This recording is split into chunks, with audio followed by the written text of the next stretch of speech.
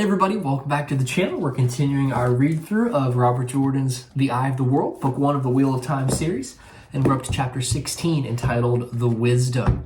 And Nynaeve has come to Bear Lawn, and she has certainly created quite a stink when she gets there. We'll get to that in a second.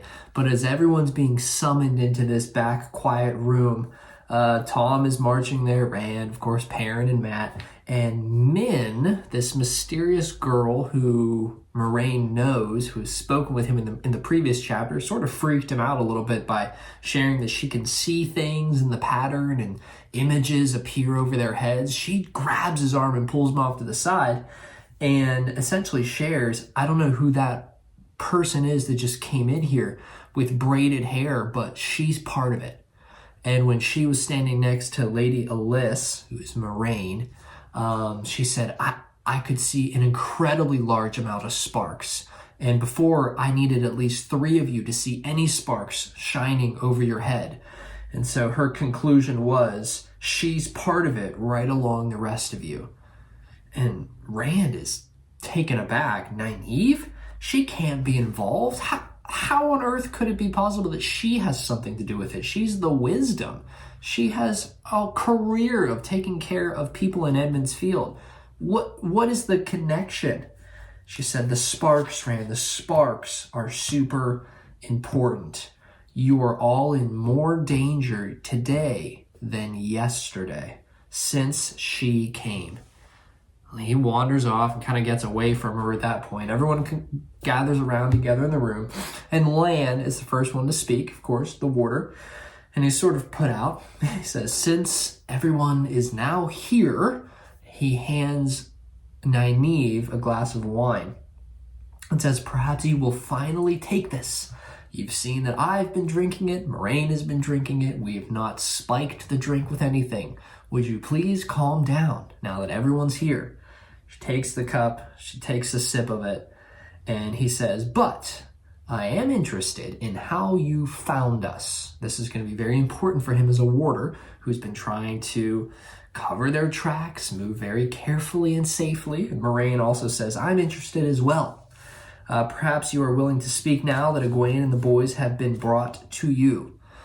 Nynaeve goes on to tell them that she did track them, but her father had no sons, and so he raised her as if she was a son, teaching her hunting and trapping and tracking. And she says, you did a great job, but I'm probably the best tracker in the 2 rivers beyond Rand's dad, Tam. And so Lan is somewhat impressed that this village wisdom was able to track them here.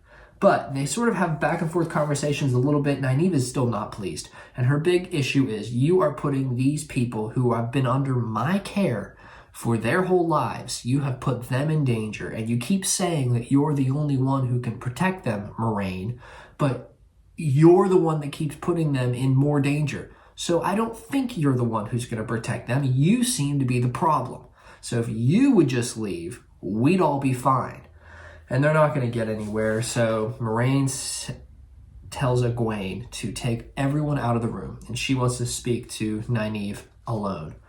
They all leave very quickly because it has been a lot of shouting back and forth. They're all sort of whispering back and forth when Nynaeve finally comes out, and she directs her attention over to Rand.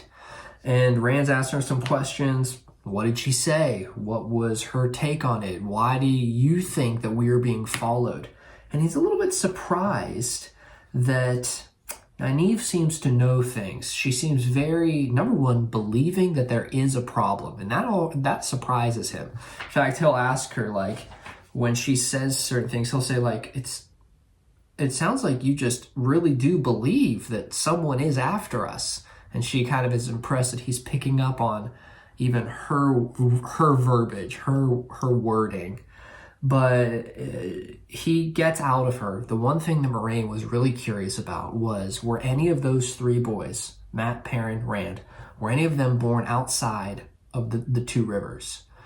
And Rand's mind goes to what his father said in that fever dream. But outwardly he says, well, I hope you assured her that we're all Edmund's Field born. And she replies, of course. But Rand notices that there had been one heartbeat's pause before she spoke. He picked up on it and he just crumbled. She knows that what my father said was true, if he's even my father. And she says, are you all right? Like, something happened. And he just sort of out with it. He said I wasn't his son when he was delirious with the fever. He said he found me, and his throat sort of clenches and he has to stop. And she says, oh, Rand, people say the strangest things. Look, your father wanted to go out and find adventure, but when they came back, you were being held by your mother, and she looked at you with the love that only a mother can give for her son. And he sort of says, of course. I was born outside of the Two Rivers when my father and mother were on their adventure. That must be it.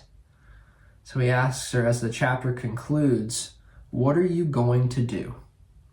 Are you going to let Moraine continue to take us forward? Are you coming with us? Are you taking us home whether we like it or not? What are you going to do? And she says,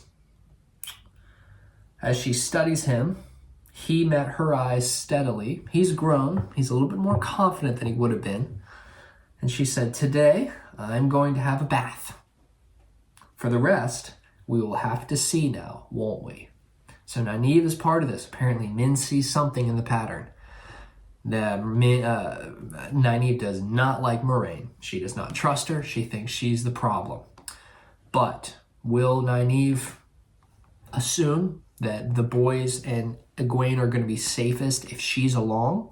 Is she going to let them go forth on their own? We'll see in the next chapter. But thanks so much for watching. If you're curious, you can like and subscribe, and we'll continue the story in the next video. Thank you.